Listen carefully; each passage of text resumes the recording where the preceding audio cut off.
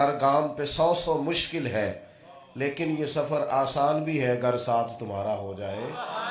اس نے جب چاہا ہے، اس نے یہ معراج رب کریم نے چاہا، رب کریم نے چاہا۔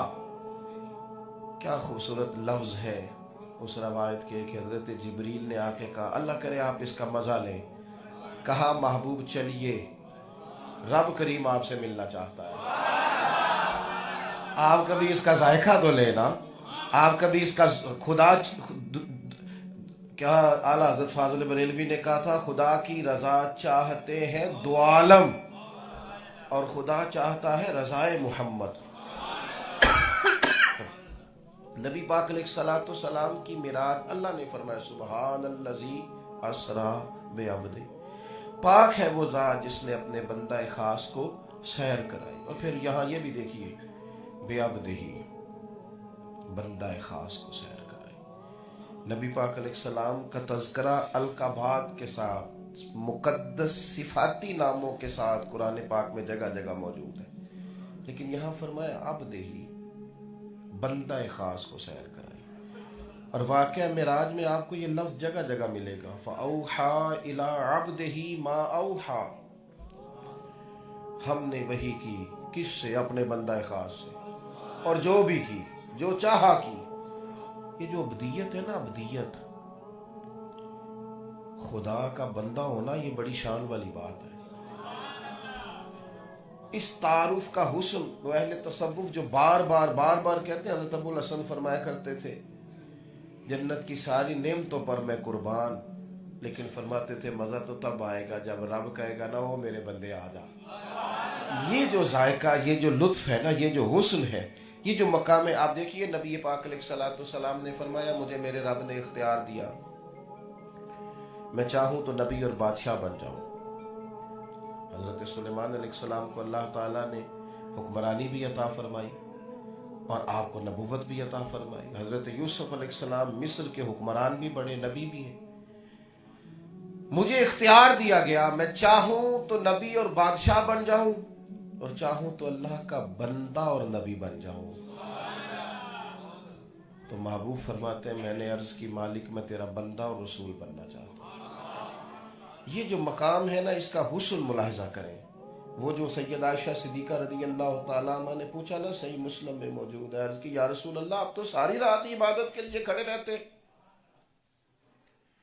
آپ کے تو مقدس قدموں میں ورم آ جاتا ہے، آپ تو اتنی مشقت کرتے ہیں، حالانکہ اللہ تبارک و تعالی آپ کے صدقے اگلے پچھلوں کو معاف فرمائے گا۔ محبوب آپ اتنی، تو وہاں بھی فرمایا افلا اکون عبدا شکورا، عبدا شکورا۔ کہا عائشہ تم نے بتایا ہے نا کہ اللہ کے مجھ پر کتنا انعام ہے، تو پھر رب کا شکر گزار بندہ نہ بنوں؟ شکر گزار بندہ نہ بنوں؟ شکر گزار، یہ جو بندگی ہے، اسی بندگی کو معراج ہے۔ اسی لیے حضور نے فرمایا نماز مومن کی معراج ہے۔ سبحان الذی اسریٰ بعبدہ۔ پھر دیکھیے پورے معراج میں نماز، پورے معراج شریف میں حضور یہاں سے گئے مسجد حرام سے تو نماز پڑھ کے گئے، مسجد اقصیٰ گئے تو جا کے نماز ہی پڑھائی۔ حضور فرماتے ہیں بیت المعمور پہ گیا تو فرشتوں کو بھی نماز پڑھائی۔ رستے میں حضرت موسیٰ علیہ السلام کو دیکھا تو قبر میں نماز پڑھ رہے تھے، اور حضور واپس آئے تو نماز لے کے واپس آئے۔ یہ بندگی کا مقام ساتھ ساتھ چلتا رہا۔ اور پھر رسول پاک صلی اللہ تعالیٰ علیہ وآلہ وسلم فرماتے ہیں کہ جب میں مسجد اقصیٰ میں پہنچا تو تمام انبیاء موجود ہیں۔ میرا بازو تھام کہ حضرت جبریل امین نے مجھے مصلی امامت پہ کھڑا کیا۔ اگر حضرت جبریل امین بازو تھام کے حضور کو مصلی امامت پہ کھڑا کریں تو کسی کو اعتراض نہیں، تو اگر نبی پاک بازو تھام کے ابو بکر صدیق کو مصلی امامت پہ کھڑا کریں پھر اس میں پریشانی کیا ہے؟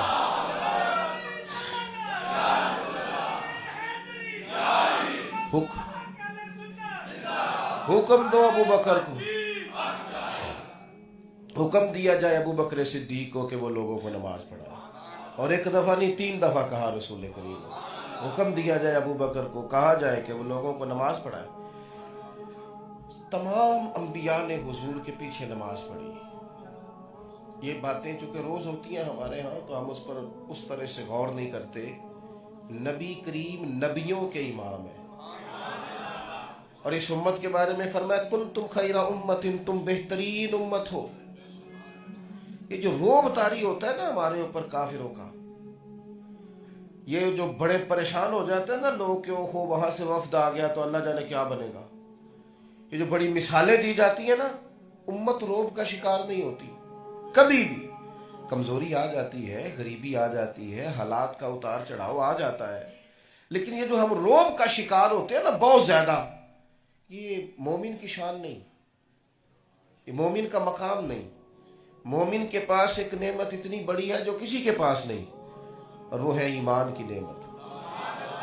और एक बात और याद रखिएगा, रोब जो होता है ना वो कपड़ों का और घर मकान का नहीं होता, रोब तो किरदार का होता है।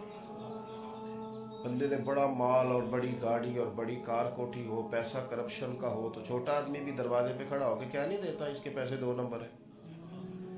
और छोटी सी सादी सी टेबल पे बंदा बैठा हो, छोटा सा ऑफिसर हो, टेबल भी टूटा हुआ हो, तो जो बंदा उसके पास जाता है ना वो दरवाजे पे खड़ा होकर कह रहा होता है यार बंदा बड़ा खरा है, ना सिफारिश सुनता है ना पैसे पकड़ता है। लोग चीज़ों को, वो हमारे हाजी सादक साहब रहमतुल्लाह अलैह से लोग मिलने आते थे तो बड़ी पजारों से पीर साहब उतरते थे, बड़ी सारी पजारों से लाव लश्कर होता था, लेकिन वो आने से पहले चेन वाली घड़ी उतारते, फिर वो अपने बटन बंद करते, फिर अपनी दाढ़ी देखते। बंदा वो था जिसके पास कोई गाड़ी नहीं थी, रक्शे पे सफ़र होता था। तो फिर समझ आती थी कि रोब कपड़ों का नहीं होता, रोब तो किरदार का होता है। आपके किरदार में कितनी ताकत है, रोब का शिकार ना हो। नबी पाक अलैहिस्सलाम ने हमें इमामत करने का कहा है, इस उम्मत ने इमामत करनी है लोगों की। हम तो आज तक लोगों से नमाज का, दाढ़ी का, रोजे का वादा ले रहे हैं, हालांकि इनके जिम्मे लगाया गया था कि अब तुम आगे बढ़ो, तुम लोगों को पैगाम दीन दो, निकलो। इकबाल कहते हैं वक्त फुर्सत है कहाँ, काम अभी बाकी है, नूरे तौहीद का इत्माम अभी बाकी है। भी तो तुमने बड़ा कुछ करना था, तुमने आगे बढ़ना था, तुमने लोगों में खैर बांटनी थी, तुमने जज्बात का इजहार करना था। तो वाकई मेराज उम्मत को सबक देता है कि तुम थोड़ा सा ना, वो बंदा वो कामयाब होता है जो थोड़ी अपने आप को पहचान नहीं जाता, जो थोड़ा सा समझ नहीं जाता कि मसलन मैं एक गली से ना जवान गुजरा करता था, तो मेरी वालदा बीमार थी, तो वो परेशान होती थी। उसने ना मोटरसाइकिल पे ना हारन बड़ा सख्त लगाया हुआ था, तो हारन बजाता तो अम्मा जी को तकलीफ होती। एक दो दफ़ा उसे कहा तो, लेकिन वो इकलौता बेटा था, माँ बाप का बात नहीं मानता था, बल्कि बहस होती थी, लड़ाई होती थी। खामोश हो गए लोग, बहुत सारे लोग परेशान थे। फिर एक दिन वो गुजरा, 2 दिन गुजरा, 4 दिन गुजरा, तो अब ठीक था। तो अम्मा जी मुझे कहने लगी, उन्हें पूछना की होया सो, ये भी मसला होता है ना। तो मैंने ना मस्जिद में ऊंचा नहीं हंसते जी, मैंने उसको ना खड़ा कर लिया, मैंने कहा भाई खैर है। तो कहने लगा मेरे घर में बेटी पैदा हुई है। फिर मेरी अम्मा ने कहा सियाना बन जा, जेड़े बाप हो जान वो इंदियां हरकतां नहीं करते। बंदा अगर पहचान जाए ना कि मैं क्या हूं, और मुझे समझना चाहिए कि मैं क्या हूं, वो कभी अपने मामलात को देखे ना। मुसलमान जब ये समझ जाए ना, मैं मोमिन हूं, मैं मुसलमान हूं, मैं रसूलुल्लाह का गुलाम हूं, मैं तो वो हूं कि मैं नियत कर लूं नेकी की तो अल्लाह अजर अता कर देता है। मैं तो वो हूं जिसका चेहरा चमकेगा क़यामत। मंगनी बाकायदा मैरिज हाल में होने लग गई। अल्लाह ताला माफ़ फरमाए तो वहाँ भी मर्दों औरतों का इख्तलात है। बाकायदा अभी उसका निकाह नहीं हुआ, वो तो गैर महरम है, उसको अंगूठी दी जाती है पहनाने के लिए, और लड़का लड़की के हाथ में अंगूठी पहना रहा है। नाराज ना होना, हाजी साहब भी खड़े होते हैं, नमाजी साहब भी खड़े होते हैं, वो साहब भी खड़े होते हैं जो मजहबी तकरीबात में आगे आगे दिखाई देते हैं। लेकिन यहां दीन ही नहीं याद आ रहा। कोई शख्स कलाम करने को तैयार ही नहीं है कि मियाँ ये तो हराम है, हराम है, अशद हराम है। जब तक इनका निकाह नहीं हो जाता ये एक दूसरे के लिए महरम नहीं है, लेकिन कोई रोकने वाला नहीं। मेरे महबूब ने फरमाया मैं हुक्म देता हूँ बाप को कि जब घर में तोहफा लेके आए, बेटा भी बैठा हो, बेटी भी बैठी हो, तो पहले बेटी को दे। मेरा हुक्म है बाप के लिए। بیٹا بھی ہو بیٹی بھی ہو، جب دینے لگے تو پہلے بیٹی کو پہلے دے، اس کو پہلے عطا کرے، اس کے ساتھ پیار زیادہ کرے۔ صاحب فرماتے فرشتوں تم نہ جا کے بس اتنا پوچھ لینا قبر میں میرے بندے سے کہ وہ مجھے جانتا ہے نا، اس کا پردہ نہ کھولنا، تم نہ حساب کتاب پوچھنا، بس اتنا پوچھ لینا مجھے اور میرے نبی کو جانتا ہے؟ اگر وہ کہے جانتا ہوں تو پھر آنے دینا، میدان محشر میں خود پوچھ لوں گا۔